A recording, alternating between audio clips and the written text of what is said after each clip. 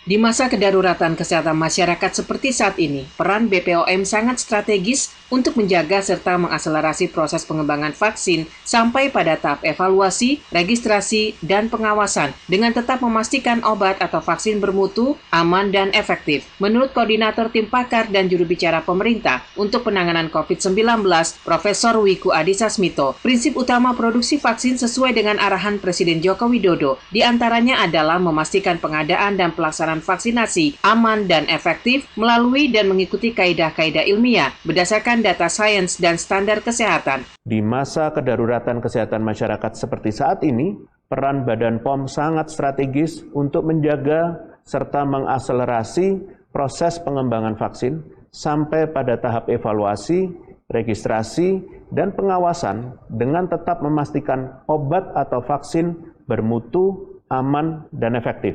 Prinsip utama produksi vaksin sesuai dengan arahan Presiden Joko Widodo diantaranya adalah memastikan pengadaan dan pelaksanaan vaksinasi betul-betul aman dan efektif, melalui dan mengikuti kaidah-kaidah ilmiah berdasarkan data sains dan standar kesehatan. Pelaksanaan vaksinasi akan dilakukan secara bertahap dengan mendahulukan kelompok prioritas vaksinasi dengan pertimbangan risiko kesehatan yang lebih tinggi.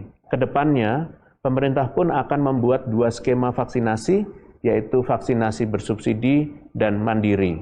Mempersiapkan dengan cermat aturan dan kalkulasi biaya pelaksanaan vaksinasi secara mandiri, sehingga harga terjangkau dan dapat diakses oleh masyarakat secara luas. Menginformasikan secara komprehensif kepada publik mengenai manfaat vaksin dan peta jalan pelaksanaan vaksinasi untuk meminimalisir disinformasi dan penyebaran berita hoax. Melibatkan kerjasama lintas sektor seperti organisasi keagamaan untuk mengawal produksi vaksin khususnya yang terkait isu kehalalan vaksin.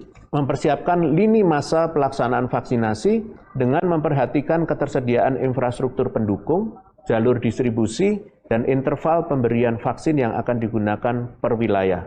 Melakukan pelatihan dan simulasi kepada tenaga kesehatan, tenaga keamanan, maupun relawan yang terlibat dalam pelaksanaan vaksinasi. Selain vaksin, Profesor Wiku Adhisa Smito mengimbau demi mencapai ketahanan kesehatan masyarakat, adaptasi perilaku bersih dan sehat seperti penerapan protokol kesehatan yang diikuti dengan olahraga yang cukup, makan makanan yang bergizi secara seimbang, serta tidak lupa untuk menjaga kesehatan mental dengan meminimalisir sumber stres maupun dengan cara beribadah.